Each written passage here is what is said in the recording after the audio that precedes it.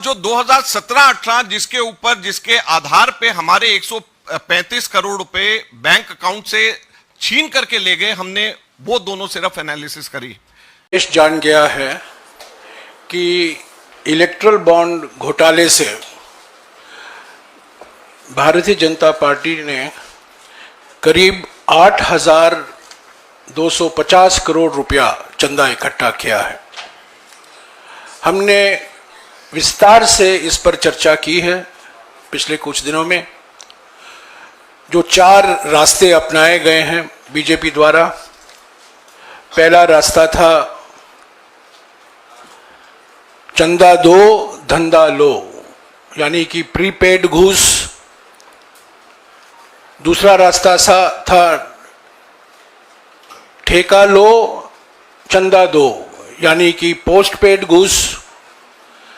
तीसरा रास्ता था हफ्ता वसूली, यानी कि ईडी, सीबीआई और इनकम टैक्स की धमकी दो और कंपनियों से चंदा लो। और चौथा रास्ता था फर्जी कंपनियों का रास्ता, यानी कि शेल कंपनी द्वारा चंदा लो।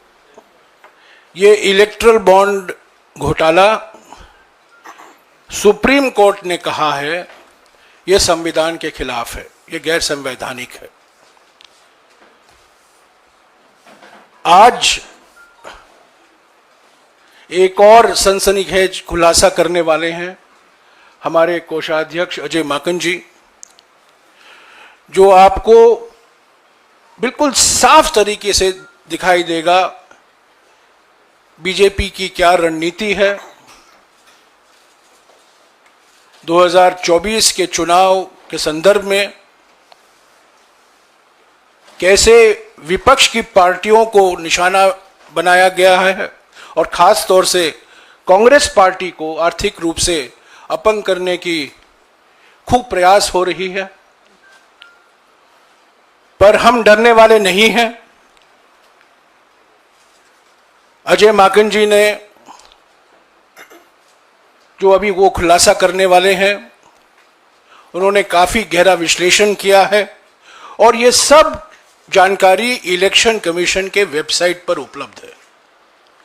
और उस पर अजय माकन जी जो खुद कंप्यूटर भाषा से वाकिफ हैं, मैंने आपको 4 दिन पहले पाइथन भाषा के बारे में कहा था। आज उन्होंने पाइथन के बाप, कंप्यूटर में पाइथन का बाप भी होता है, अजगर का बाप भी होता है, उस बाप का नाम है आर लैंग्वेज। इस आर कंप्यूटर भाषा को जो हम रिलीज कर रहे हैं, इलेक्शन कमीशन की वेबसाइट पर जो बीजेपी की अकाउंट की जानकारी है, उसका विश्लेषण हमारे कोषाध्यक्ष जी ने किया है। मैं अभी अजय माकन जी से गुजारिश करूंगा कि विस्तार से आपको ये सनसनीखेज खुलासे के बारे में आपको पूरी जानकारी दें। सबसे पहले साथियों, मैं आपको बताना चाहूंगा, ये मेरे हाथ में रिप्रेजेंटेशन ऑफ पीपल्स एक्ट है और रिप्रेजेंटेशन ऑफ पीपल्स एक्ट में सेक्शन 29C ये हर पॉलिटिकल पार्टी के ट्रेजरर को बताता है कि हर पॉलिटिकल पार्टी को किस फॉर्मेट के अंदर जो डोनेशंस उसको आई हैं, वो डोनेशंस को इलेक्शन कमीशन को और इनकम टैक्स को देना होता है, सेक्शन 29C।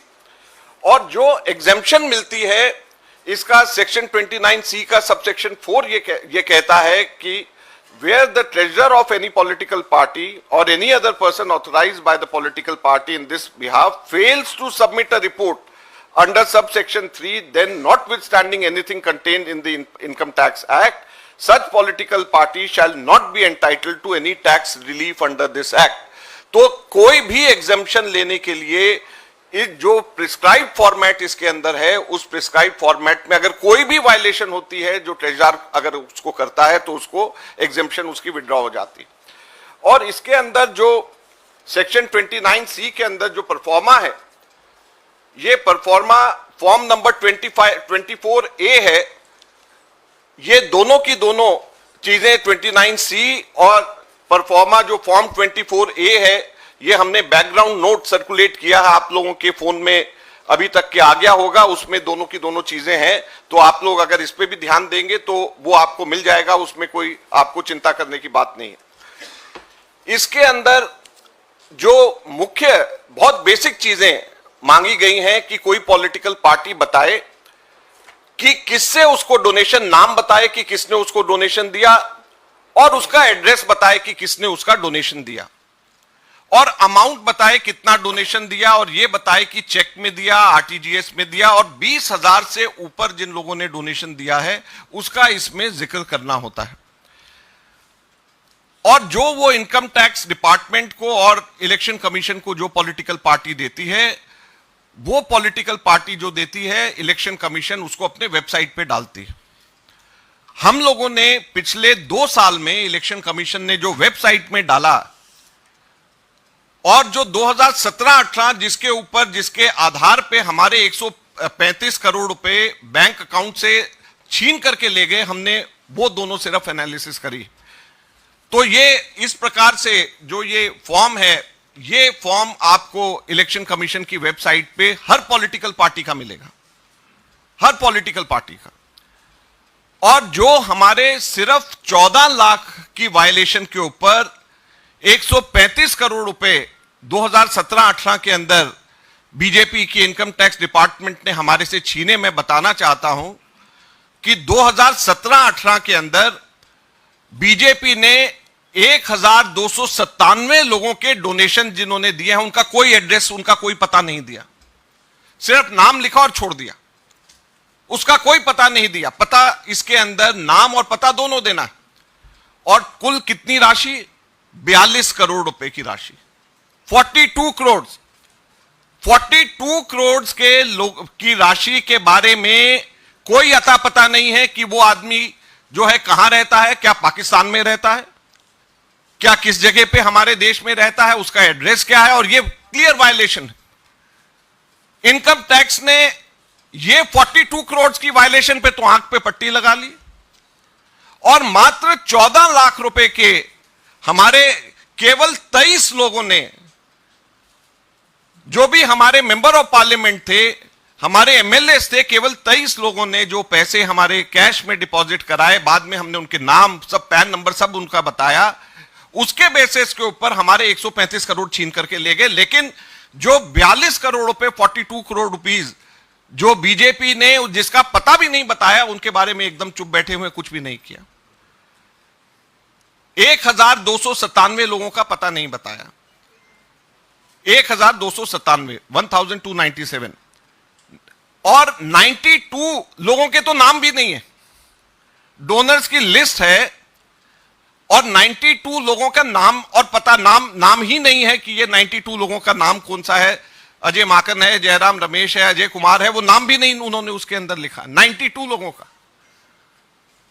तो 92 लोगों का नाम नहीं, 1297 के एड्रेसेस नहीं, ये सिर्फ 2017-18। अब हमने हर साल का और खास तौर के ऊपर पिछले 2 सालों का जब एनालाइज किया, तो पिछले 2 सालों में 253 लोगों के नाम नहीं, 2.5 करोड़ ऐसी राशि ली है जिसका नाम भी नहीं है। 1.05 करोड़ लिया है 126 लोगों का पिछले 2 सालों में, जिनका एड्रेस नहीं। और इनकम टैक्स डिपार्टमेंट, बीजेपी की इस कमी और हमारे इलेक्शन कमीशन इन सब चीजों के ऊपर आंख बंद करके बैठी हुई है। कांग्रेस सिर्फ सामने नजर आती। इनकी जितनी भी वायलेशंस हैं, हम लोगों ने सारी की सारी वायलेशंस को उसी पैरामीटर से एनालाइज किया जिससे इन्होंने हमारे को गलत तरीके से एनालाइज किया। उसके ऊपर कितना इनकम टैक्स लगना चाहिए, कितनी उसके ऊपर इंटरेस्ट लगना चाहिए, और पिछले 7 सालों का जो हम लोगों ने हिसाब लगाया है, उससे 4,600 करोड़ रुपया बीजेपी के ऊपर पेनल्टी लगती है। 4,600 करोड़ रुपए, 4,600 करोड़ रुपीज पेनल्टी बीजेपी के ऊपर लगती है। Income tax department should raise a demand of 4,600 crore rupees from the BJP because of these violations. और हम इनकम टैक्स डिपार्टमेंट से डिमांड करते हैं कि उनको कांग्रेस की ये कमी नजर आती है, लेकिन ये 4,600 करोड़ की जो पेनल्टी बीजेपी से लेनी चाहिए, why is it not looking at these violations done by the BJP, जो क्लियर कट वायलेशंस हैं। आप लोग भी जाकर के इसमें वेबसाइट पे ईसीआई से डाउनलोड कर सकते हैं और देख सकते हैं। मैंने जो अपने यहां पे निकाला है, जिस तरीके से आर लैंग्वेज का मैंने निकाला है, ये भी हम आपको देंगे। आप लोग खुद भी इसमें से देख सकते हैं, अपने ऑफिस में किसी को दिखवा सकते हैं इसके अंदर किस तरीके से, और जो मैंने टोटल फिगर्स बताए हैं कि इतने नाम मिसिंग है, इतने एड्रेसेस मिसिंग है, इतना टोटल अमाउंट है, ये सब कंप्यूटर एडेड लैंग्वेज एआई और आर लैंग्वेज को यूज करके हम लोगों ने निकाला है। तो इसमें कहीं पर भी कोई गुंजाइश नहीं है कि इसमें कोई भी कहीं पे भी कोई गलती। अब प्रश्न ये उठता है कि क्या इसको लेवल प्लेइंग फील्ड कहेंगे? हम लोगों को जो नोटिसेज आए हैं, मैंने आपको बताया सीताराम केसरी जी के जमाने के हमारे 1993-94 के नोटिसेज हमारे को आए, सीताराम केसरी जी के जमाने के। और जब नोटिसेज पिछली बार आए थे, डिमांड कल हमारे पास में आया है 53 करोड़ का। सीताराम केसरी जी के जमाने के 53 करोड़ का डिमांड कांग्रेस का 1993-94 का कांग्रेस को आया। और टोटल पिछले इसी तरीके से उन लोगों ने 5 सालों का दिया है, 3 सालों का और वो बना रहे हैं। टोटल 1823 करोड़ की डिमांड कांग्रेस पार्टी से करी गई है। 1823 करोड़ का डिमांड इनकम टैक्स ने कांग्रेस पार्टी से किया है। तो आप ये सोचिए कि एक तरफ बीजेपी की जो वायलेशंस हैं उसको आंख बंद कर रहे हैं, और हमारे हिसाब से वो अगर वायलेशंस वही बात बीजेपी पे लगाया जाए तो 4,600 करोड़ का बनता है। और कांग्रेस को गलत तरीके से फंसा करके, कांग्रेस को गलत तरीके से सीताराम केसरी जी के जमाने के एक चीज टाइम बार होती है, और ये 1993-94 की डिमांड 53.9 करोड़ मिलाकर के 1823 करोड़ का इन्होंने जो लगाया है, ये कहां की लेवल प्लेइंग फील्ड है और कहां का ये डेमोक्रेसी हमारे देश के अंदर हमारी बच गई।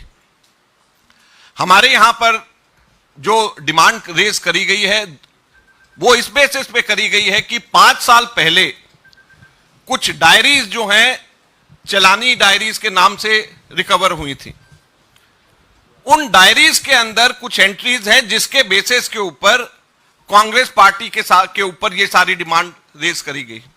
अब हम सिंपली ये पूछना चाहते हैं, एक बड़ी सिंपल सी चीज पूछना चाहते हैं कि चलानी डायरी के बेसिस के ऊपर इनकम टैक्स डिपार्टमेंट जाग जाता है, लेकिन जैन डायरी में जिसमें अडवाणी जी, और उस वक्त अडवाणी जी बीजेपी के नंबर 1 नेता हुआ करते थे, उसके बेसिस पे बीजेपी के ऊपर क्यों नहीं टैक्स मांगा जाता है, income tax?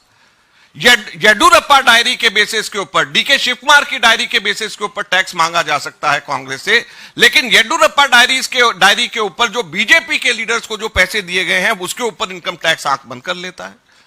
Bangaru Lakshman convicted हुए, पैसे लेते हुए बीजेपी के अध्यक्ष देखे गए, उसके ऊपर कभी भी इनकम टैक्स डिपार्टमेंट नहीं जागती है।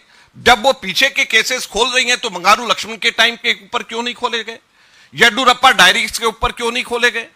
क्यों केवल और केवल कांग्रेस पार्टी के समय के ऊपर उनको ये डायरीज ध्यान में आ रही है? सहारा बिरला डायरी उनको ध्यान नहीं आ रही, जिसमें मोदी जी के खुद का नाम है।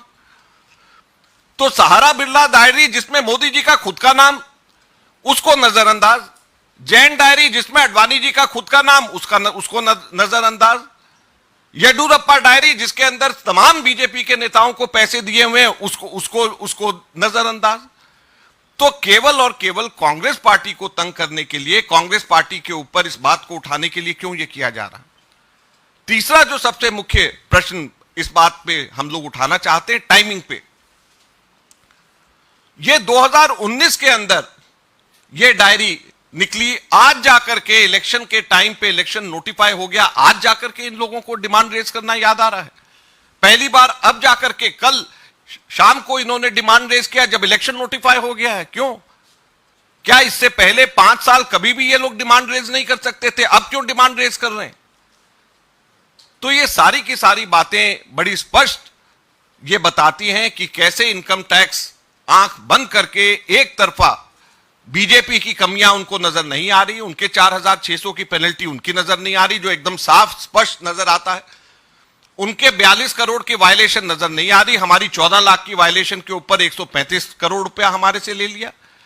हमारे 23 लोगों ने, हमारे जो है एमपीज और एमएलएज ने जमा कराए, कैश जमा कराए, उसके ऊपर हमारे 135 करोड़ रुपए लगा दिए। उनके 1290 से भी ज्यादा लोगों ने, उनके पता नहीं, उनका नाम नहीं, उसके ऊपर उनको कोई कहीं पे भी नजर नहीं आता। तो इसलिए हम लोग आपसे ये कहना चाहते हैं, आज ये समय आ गया है, अगर आप लोग इसको जनता को सही तरीके से नहीं दिखाएंगे और प्रिंसिपल ऑपोजिशन पार्टी को पुराने केसेस, सीताराम केसरी जी के जमाने के केसेस निकाल करके तंग किया जाएगा, ताकि हमारे बैंक अकाउंट्स हमारे दोबारा से फ्रीज करे जा सके, ताकि फिर से हम सब लोगों को तंग करा जा सके, तो कैसे हमारे देश के अंदर लोकतंत्र जिंदा रहेगा? ये आप लोगों के सामने की बात है। हम मांग करते हैं इनकम टैक्स से कि 4600 करोड़ रुपए बीजेपी से इसी वक्त उनको नोटिस दिया जाना चाहिए। मैंने आपको पूरे फैक्ट्स, फिगर्स और पूरे उसकी लोकेशंस कहां पे है उसकी मैंने जानकारी आप लोगों को दी है, और मैं उम्मीद करता हूं कि इनकम टैक्स डिपार्टमेंट इसी तेजी से कार्रवाई करेगा जैसे तेजी से कार्रवाई उन्होंने कांग्रेस के खिलाफ करी।